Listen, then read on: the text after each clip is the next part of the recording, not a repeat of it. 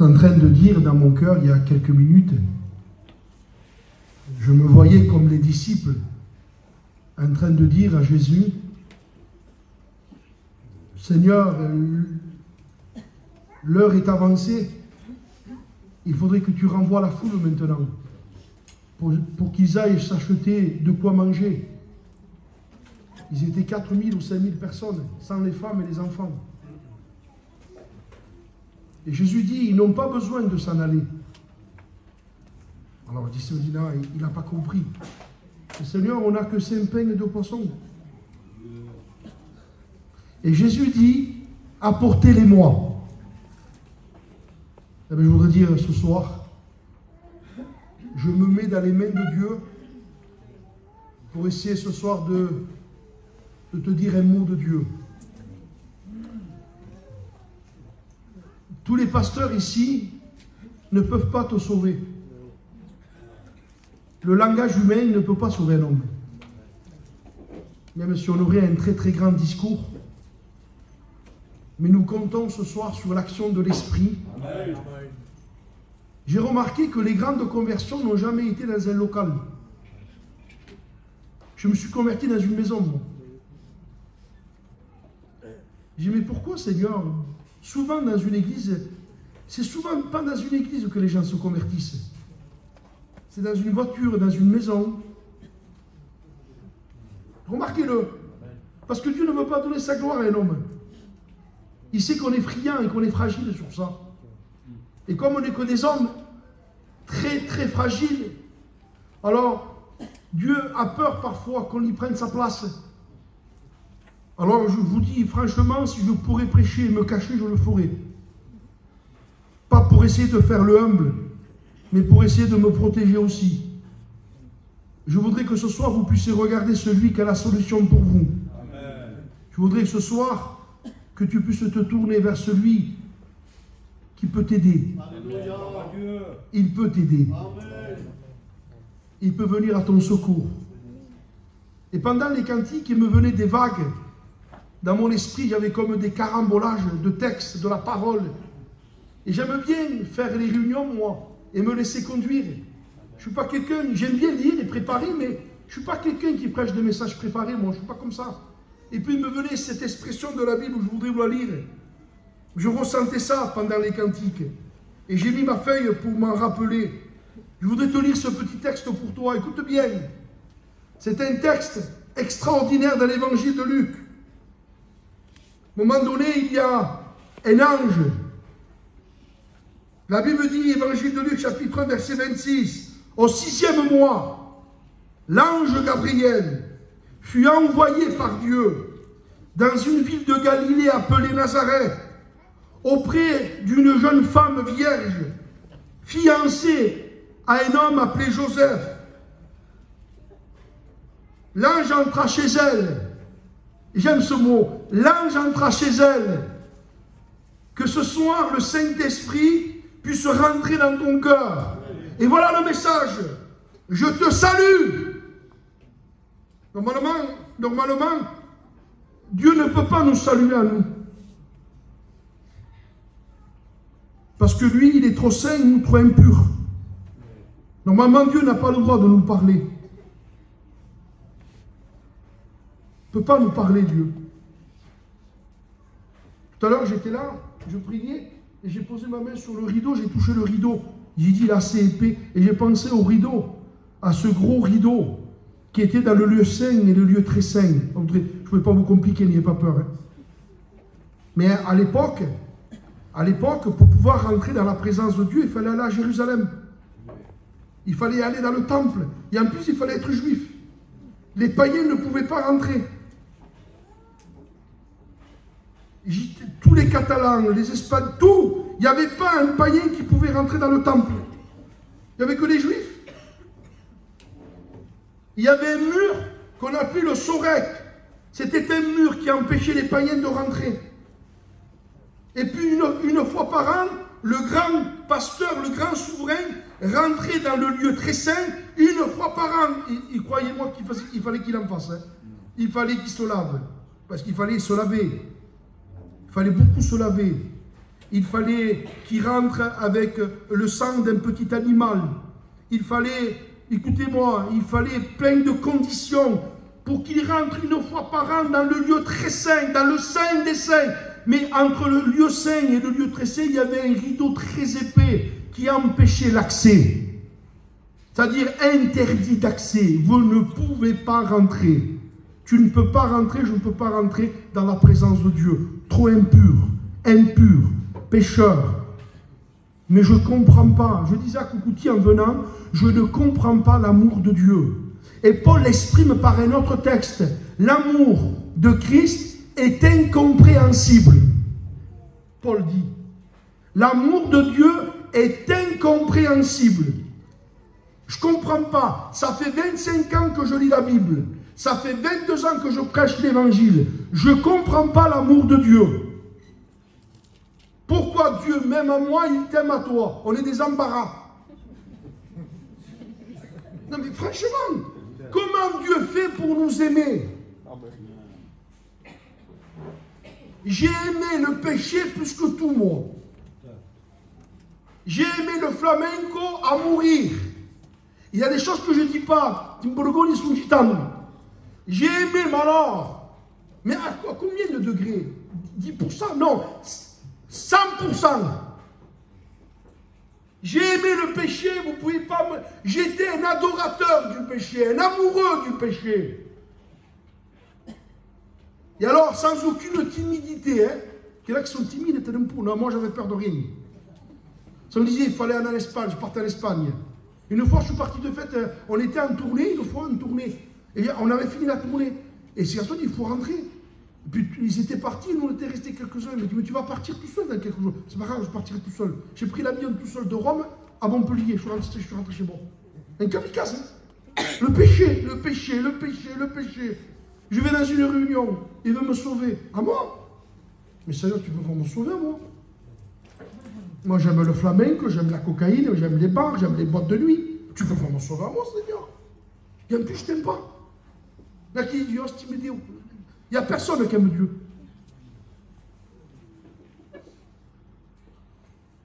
Et l'ange me dit, je te salue.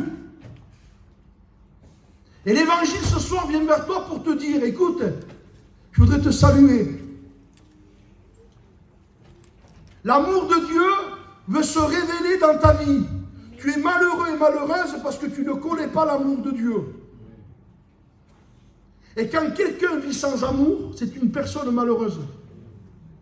Avez-vous remarqué un foyer, excusez-moi si je vous toucherai peut-être un point, mais prenez parfois un garçon jeune ou une petite fille qui n'a pas eu l'amour de ses parents. Est-ce que vous avez vu la frustration? Moi, j'ai eu le privilège d'avoir ma mère et qui m'a beaucoup aimé. Je n'ai pas eu mon père, je l'ai perdu, j'avais 6 ans, et j'en ai pleuré les larmes de mon corps. J'aimais cet homme à la folie. Rien que de vous en parler, je suis ému. Mais ma mère m'a donné beaucoup d'amour. Elle avait 28 ans, elle est restée veuve, elle ne s'est jamais plus remariée pour moi. Elle m'a aimé. Mais il y en a qui n'ont pas eu ce privilège. Il y en a qui n'ont pas eu de père et de mère pour les aimer, pour prendre soin d'eux. Alors ils ont grandi dans une frustration. Mais spirituellement parlant, quand on n'a pas l'amour de Dieu dans notre vie, on est frustré. Il manque quelque chose. On ne peut pas vivre sans amour. On survit. Mais ce soir, l'amour incompréhensible de Christ vient vers toi. Car Dieu a tant aimé le monde qu'il a donné son Fils unique afin que quiconque croit, l'amour de Dieu n'est pas pour les saints, l'amour de Dieu n'est pas pour les justes, l'amour de Dieu n'est pas pour les parfaits, l'amour de Dieu c'est pour les coupables, l'amour de Dieu c'est pour les pécheurs, l'amour de Dieu c'est pour les menteurs, les sorteurs, l'amour de Dieu c'est pour les femmes rejetées, pointées du doigt, condamnées. L'amour de Dieu est pour toi ce soir. Amen. Parce que Jésus t'aime. Et il t'aime. Il t'a attiré. Et ce soir, il te dit par l'évangile, je te salue. Amen. Je te salue, toi, à qui une grâce t'est faite. Une grâce, quelle grâce? La grâce de Dieu, quelle grâce? La grâce, le cadeau, le cadeau, le cadeau. Vous avez fait des cadeaux le 25 décembre à vos petits. Et j'en suis sûr que beaucoup d'entre vous et les miens, il y en a qui ne méritaient pas. Si vous faites le calcul de toute l'année, eh bien, parce que toute l'année tu m'as mangé, il n'y a pas de cadeau. Un enfant, il te mange. C'est vrai. Vous avez oublié? Mais t'as mangé. T'as mangé. Il arrive le jour de Noël, t'as tout oublié. Comment tu aurais pu faire un cadeau? Mais il t'a mangé toute l'année, il t'a dit que tu ne voulais pas lui acheter. Ah ben ça me prend, tu sais. Comment t'es content?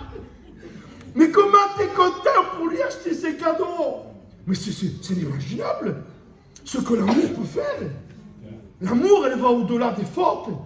La Bible dit que l'amour, écoutez bien, l'amour, elle couvre une multitude de péchés.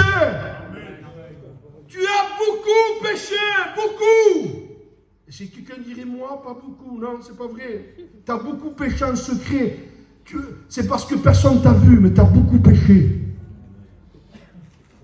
Ah non, moi, j'ai pas fait ce qu'elle a fait, elle, parce que toi, tu as eu peur de le faire. Mais tu l'as pensé. Lui, tu vois ce qu'il fait, lui, il a chouré. Tu as eu peur de chourer dans la prison, toi. Mais ton cœur a chouré. Un jour, il y avait un garçon qui me disait, un ami à moi, mon compère, mais compère, comment vous faites pour vous droguer? J'ai peur, moi. Je sais que vous avez peur, mais vous avez envie. Mais il avait peur. Là, c'est pas le problème. Mais parce que le cœur, il est mauvais. Vous avez des gens qui passent à l'acte et d'autres non. Et Jésus avait compris ça, que ceux dans la loi, ils condamnaient ceux qui passaient à l'acte. Alors Jésus dit, eux sont passés à l'acte, et eux non. Et ceux qui passent par l'acte se croient meilleurs que ceux qui sont passés à l'acte. Alors Jésus dit, je vais tout changer. Dans l'Ancien Testament, il était dit, celui qui touche une femme, il dit, et qui commet l'adultère, il dit, lapidé.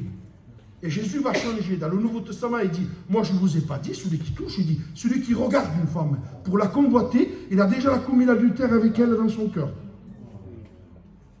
Jésus ne condamne pas l'acte, il condamne même la pensée. Combien de mauvaises pensées? Tu es coupable, tu es pécheur. Tout à l'heure, j'ai écouté mon frère Emilio, je sais comment il a dit, mais je voudrais dire, ne le dis plus. Mon fils, il s'est converti, on a prié, on a jeûné, ne dis pas ça, mon frère. Non, ton fils, il est revenu parce que Dieu l'aime. Ce n'est pas ta prière ni ton jeûne. J'ai jeûné, j'ai prié, c'est pour ça que mon fils, il est revenu. Ah ouais, dit Dieu, c'est parce que tu as prié, tu as jeûné, c'est pas moi.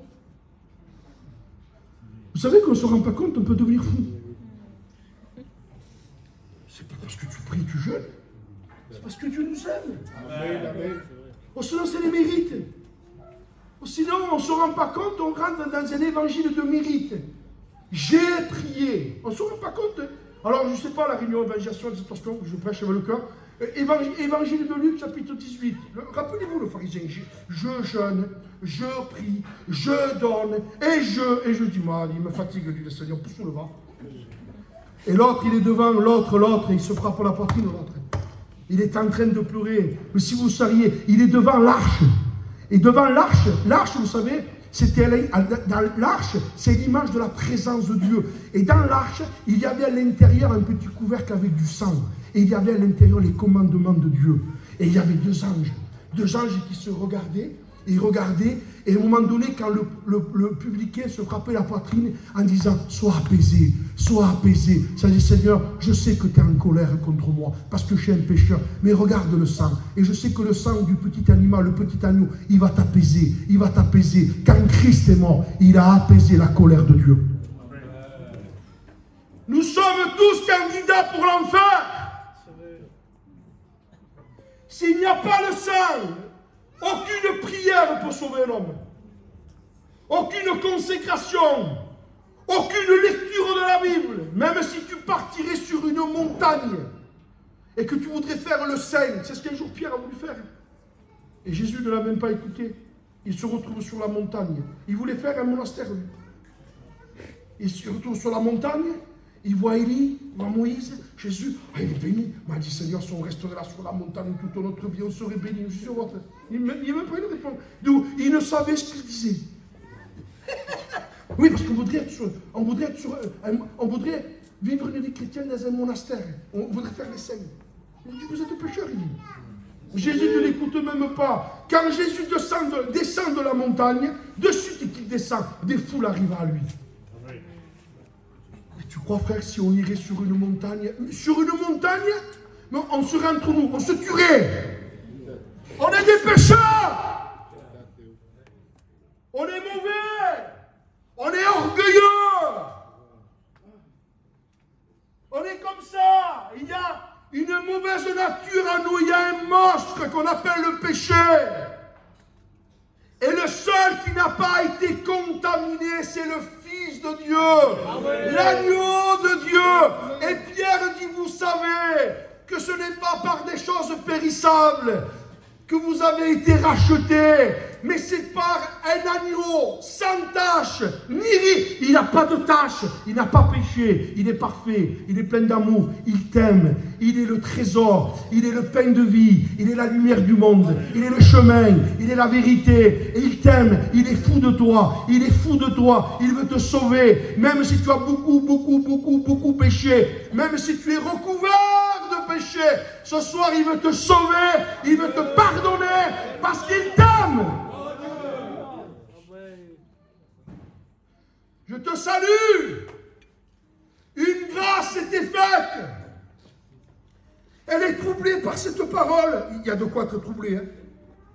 Je suis troublé, Seigneur. Tu me fais une grâce. Tu veux me sauver, tu veux me bénir. Je ne mérite pas. Je ne mérite pas.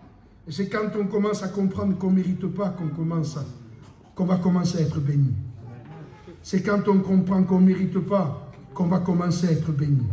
Il y en a qui disent, moi, si tu vois comment je prie, pour l'aide de tout.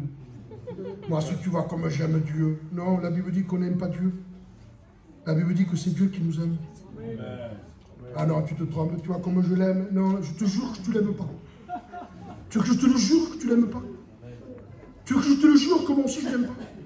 N'est-ce pas, spectacle? Tu vois comment je l'aime, c'est pas vrai, on ne l'aime pas. Lui, il nous aime. J'ai envie de pleurer. Il nous aime. Il nous aime. Il nous aime. Et on ne vaut rien. Je ne comprends pas. Il nous fait grâce. Il vient nous sauver. Il vient nous laver, nous pardonner. Excusez-moi, on sent mauvais. Il vient nous laver.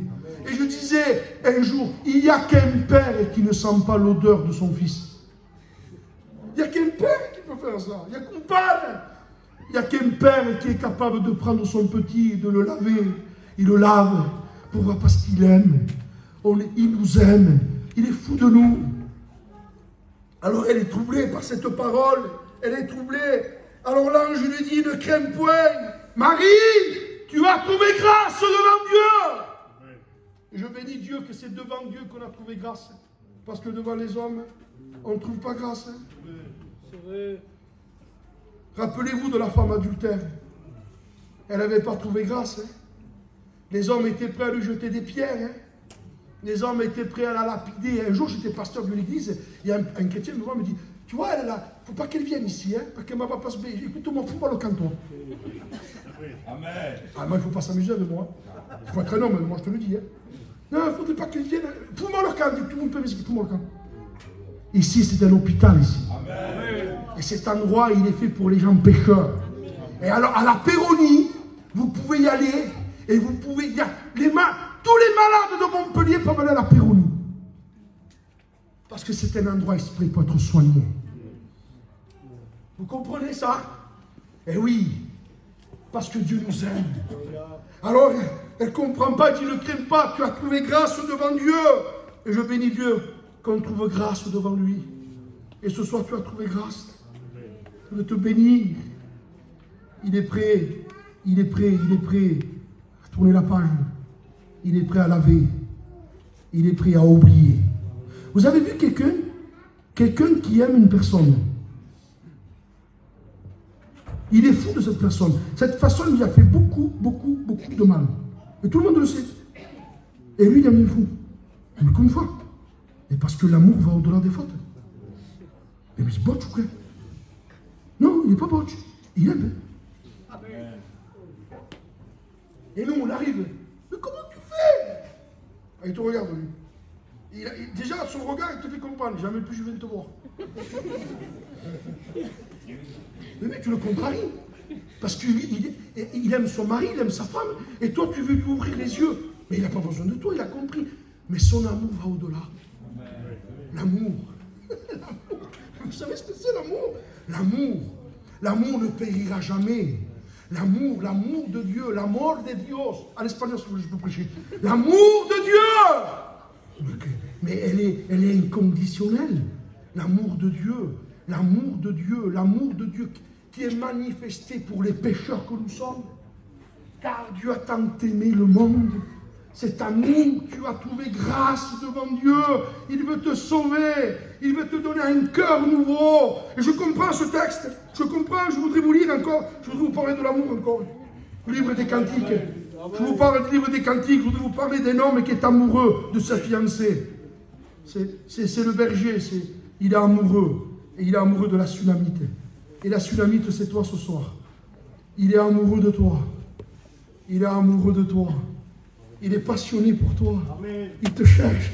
Il utilise un chrétien, il utilise une chrétienne, il utilise une circonstance, il utilise un cantique, il utilise un prospectus, il utilise tous les moyens pour te séduire, parce qu'il te veut, il t'aime. Il t'aime. Il fait tout, il fait tout, il fait tout. Regardez ce qui est écrit. La Sunamite écrit au chapitre 1 et au verset 1. Et alors ce qu'elle dit, qu'il m'embrasse, il dit, des baisers de sa bouche. Il dit, je veux être avec lui. Parce qu'il m'aime trop. Alors elle veut communion avec lui. Et quand on a compris, moi j'avais communion avec le péché. J'avais communion. Et le péché est un mauvais serviteur. Le péché ne sait pas nous aimer. Le péché n'a pas d'amour. Le péché c'est un tyran. C'est un tyran le péché. Il nous fait souffrir, il nous rend malheureux. Mais quand on commence, quand on laisse le mari pécher pour aller vers le mari Jésus, alors Jésus sait nous aimer, sait prendre soin de nous. Il sait nous caresser. Il est doux et humble de cœur. Je ne sais pas comment vous l'exprimer, je ne sais plus quoi prêcher. Il veut te sauver, il veut te changer, il veut te purifier, il veut te prendre par la main. Te prendre par la main. Et regardez l'amour de Dieu. Regardez l'amour de Dieu. Maintenant, l'Esprit de Dieu me donne une autre direction. Je veux te montrer l'amour de Dieu, que Dieu est fou de toi. Il est fou de moi. Et moi, je dis, mais Seigneur, ça va pas. C'est pas normal que tu m'aimes tant comme ça. Un jour, Dieu dit, Osée, le prophète Osée, je veux que tu m'écoutes, il dit. Tu es mon prophète. Tu es mon saint homme. Osée était un prophète, un saint homme de Dieu. Il dit, tu vas faire quelque chose, Osée, toi qui es saint, toi qui es pur. Le prophète, Osée était le prophète de Dieu. Osée, je vais te prouver l'amour que j'ai pour mon peuple.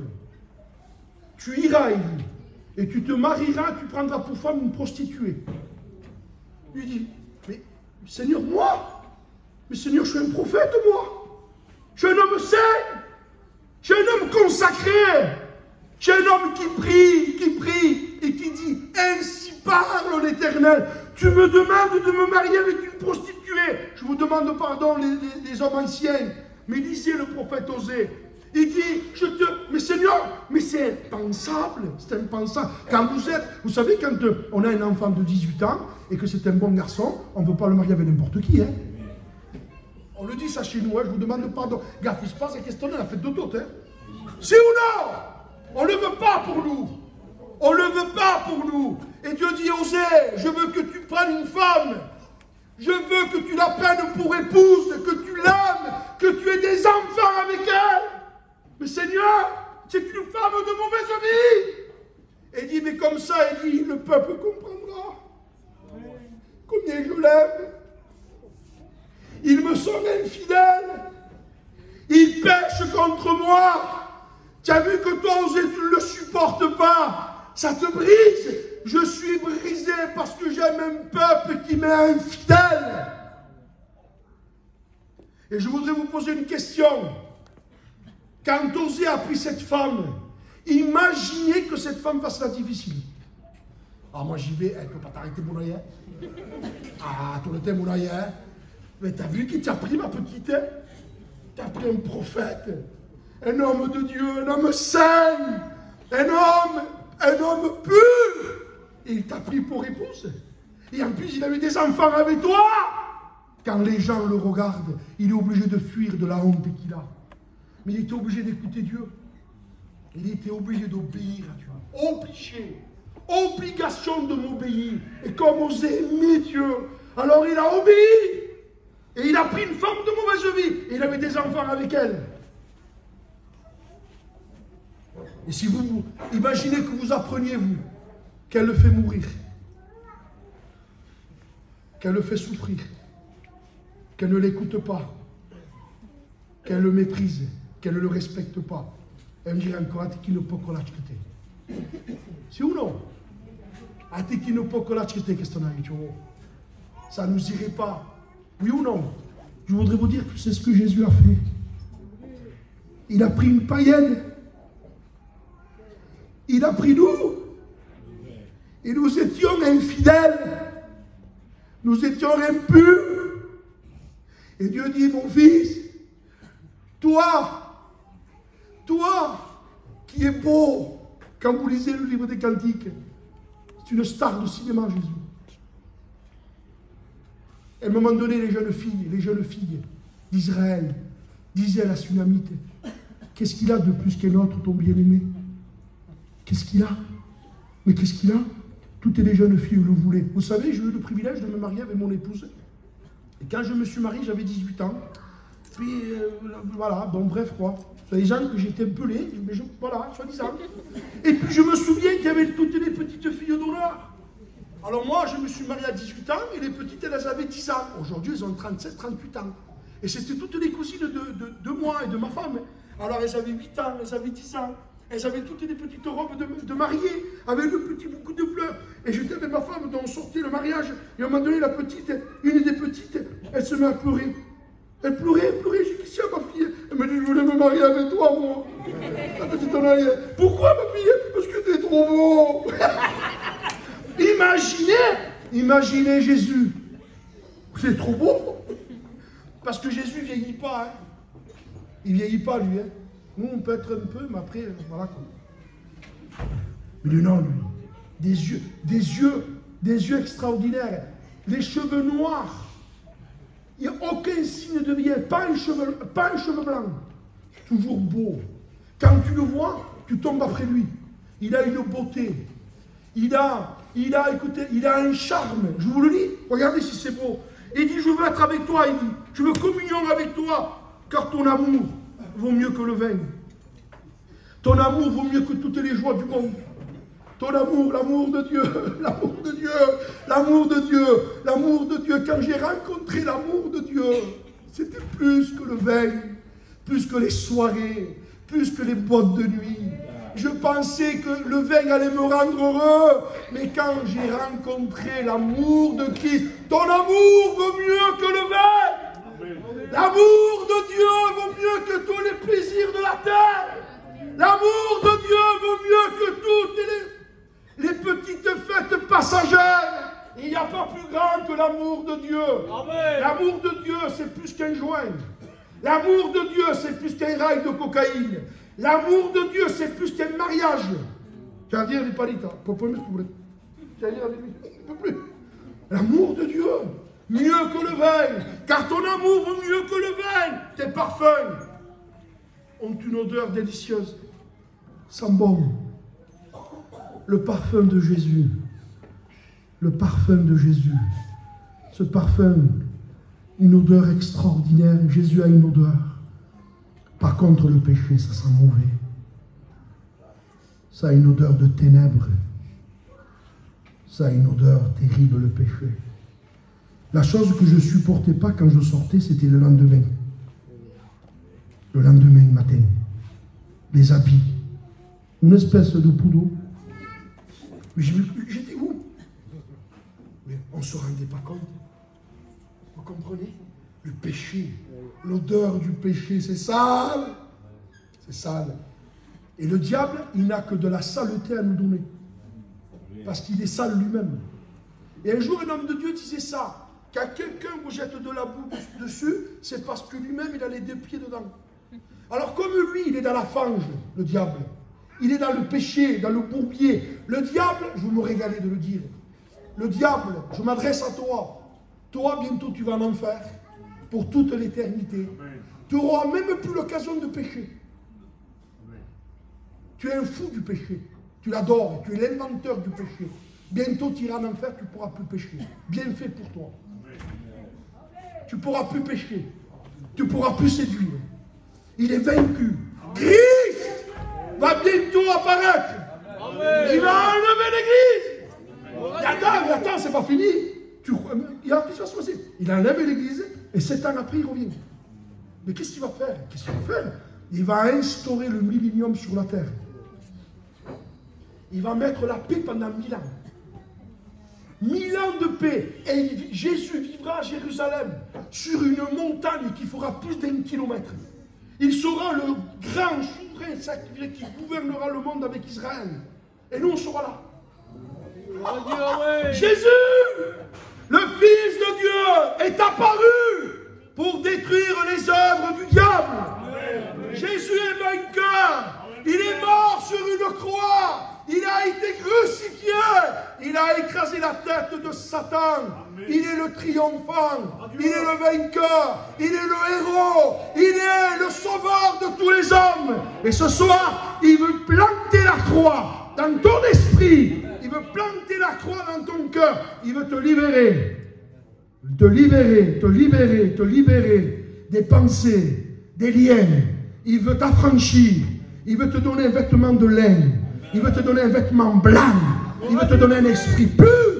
Il veut changer ta vie. Il veut te laver par le sang. Te laver, te laver. Laver ta vie, laver ton esprit. Il va changer toutes tes pensées. Même toi, tu seras espanté.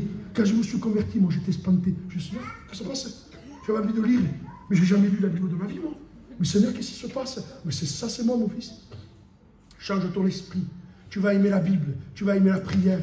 Moi. Mais moi, Seigneur, j'aime le flamenco, les boîtes de nuit et les mariages. Écoute-moi, mon fils, tu me donnes ta vie. Je vais changer ton cœur. Je vais t'opérer. N'oublie pas, mon fils, je suis le plus grand docteur. Le plus grand docteur qui puisse exister. J'opère tout. Je vais opérer ton cœur. Je vais mettre un cœur nouveau, un esprit nouveau. Je vais changer ta mentalité. Il n'y aura plus de haine, plus de colère. Il n'y aura plus tout ça. Il y aura mon esprit, ma sainteté, mon pardon, mon amour. Tu aimeras ta femme. Tu aimeras tes enfants. Tu seras un bon père. Tu seras une femme de Dieu, tu seras un homme de Dieu, tu seras un homme honnête, pur, droit. Tu marcheras droit.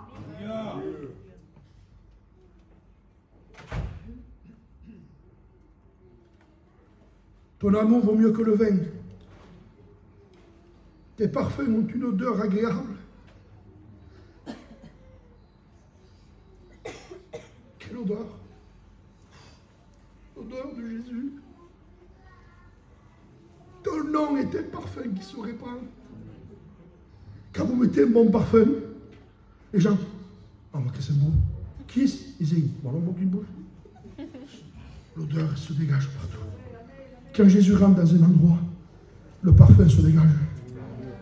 Parfum de pardon, d'amour. Il t'aime. Il veut mettre son parfum sur toi. Mais pour que tu acceptes ce parfum sur toi, il faut que tu comprennes que tu es sale et que tu pues. Est-ce que tu comprends ça? Parce qu'on ne met pas de parfum. On ne peut pas mettre du parfum sans se laver. Il y en a qui le font. Mais on ne peut pas. Et oui, mais ça fait rire, mais c'est ce que les gens font. Quelqu'un qui n'est pas propre, il est capable de se parfumer sans se laver. Mais vous savez que ce n'est pas logique. Et la Bible dit, il vaut mieux une bonne réputation que le bon parfum. Vous comprenez ça? Alors je vous le traduis comme je le traduis moi. Il vaut mieux une réputation, une bonne réputation que le bon parfum. J'ai la réputation de quelqu'un de propre. J'aime l'eau, j'aime la savonnette. J'aime me laver, j'aime l'eau. Et j'ai la réputation de quelqu'un de propre. Même si je n'ai pas de parfum, les gens diront, mais lui il est propre, il aime l'eau. Mais t'as le contraire. Mauvaise réputation. J'aime pas l'eau, j'aime pas me laver, j'aime pas. Et puis je me plains de parfum. Les gens disent, est-ce que tout se passe? Je ne pas mes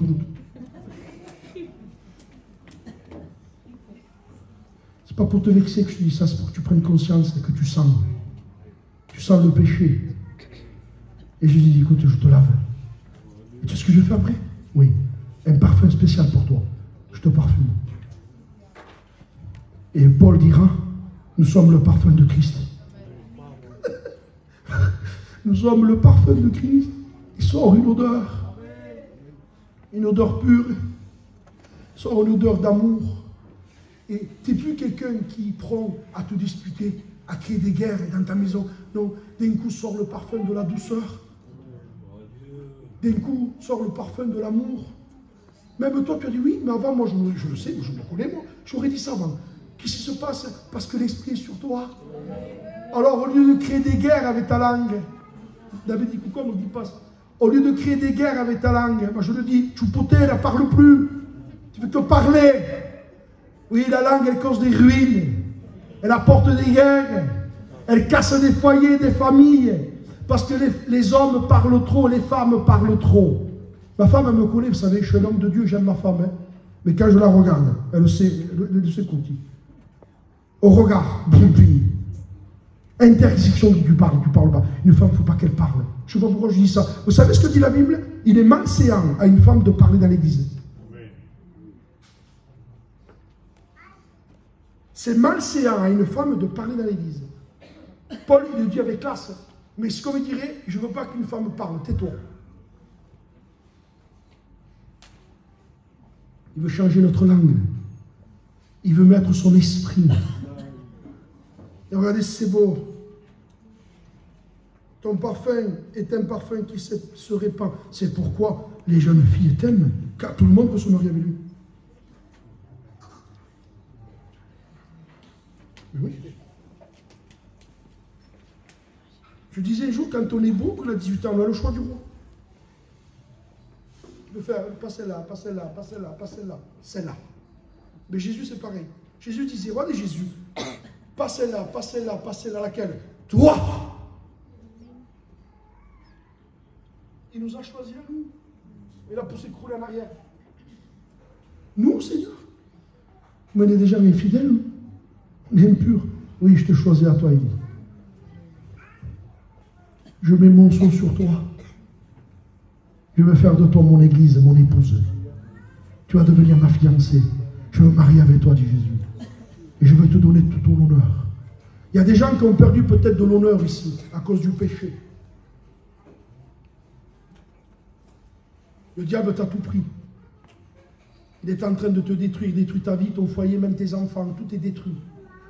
Le Seigneur ce soir veut tout te rendre. Amen.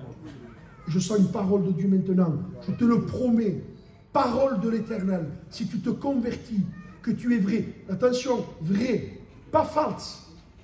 Non, non, vrai. Sois une femme vraie, un homme vrai. Tu te convertis pour de vrai. Tu es sincère. Je te le promets. Parole de Dieu pour toi. Le Seigneur te redonnera tout. Je termine. Laissez-moi terminer. Regardez si c'est beau. Je finis avec ça. Pour te montrer ce qu'il a fait. Il y a une ville, livre des rois, deuxième livre des rois. Et je termine, c'est la conclusion.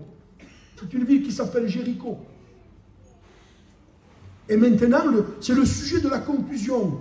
Le thème de la prédication, c'est ce qui est maudit, Jésus le bénit. Je ne sais pas si je vais pouvoir finir, je vais m'écrouler dans les larmes. Ce qui est maudit, c'est maudit. C'est fini. Jésus dit non, écoute, moi je le bénis. Écoutez bien, la ville Jéricho. Livre de Josué, chapitre 6. Une ville qui était contre Dieu, dont Dieu la livre. Elle est frappée par Josué et toute son armée. Et à un moment donné, Josué dit, en rasant la ville, maudit quiconque rebâtira Jéricho. Celui qui rebâtira Jéricho sera maudit. Il en paiera le prix terrible de ses propres enfants. Écoute bien. 400 ans après, 500 ans après, personne ne rebâtissait Jéricho. Quand quelqu'un disait, tu crois qu'on ne devrait pas la reconstruire? Ne fais pas ça. Si tu reconstruis cette ville, tu seras maudit. Et même tes enfants mouriront. Parce que c'était la parole de Dieu.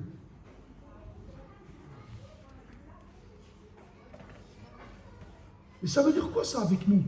Jéricho, c'est nous. On a été maudits par le péché. Nous avons tous péché ici. Moi, le premier avec vous. Nous sommes tous maudits à cause du péché. Maudits. Adam, parce que tu as péché, la terre te produira des ronces et des épines. Et regardez, même que Dieu avait tué un petit animal, avait pris la peau et avait recouvert Adam pour lui conserver sa grâce, mais il n'a pas pu le garder avec lui dans le jardin. La Bible dit qu'il est chassé du jardin d'Éden. C'est pour ça que Jésus est mort dans un jardin. Et c'est notre sujet. Et puis là, il y a l'histoire. C'est le prophète Élisée. Il arrive dans un endroit. Et je vous le lis, je vais terminer. Ils arrivent à Jéricho. 2 Rois, chapitre 2, verset 19. Les gens de la ville dirent à Élisée, voici le séjour de la ville est bon.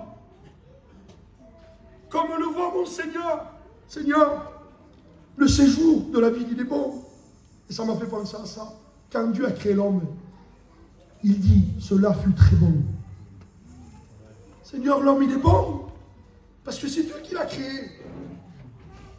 Le séjour, il est bon, Seigneur. Mais les eaux sont mauvaises. Et le pays est stérile.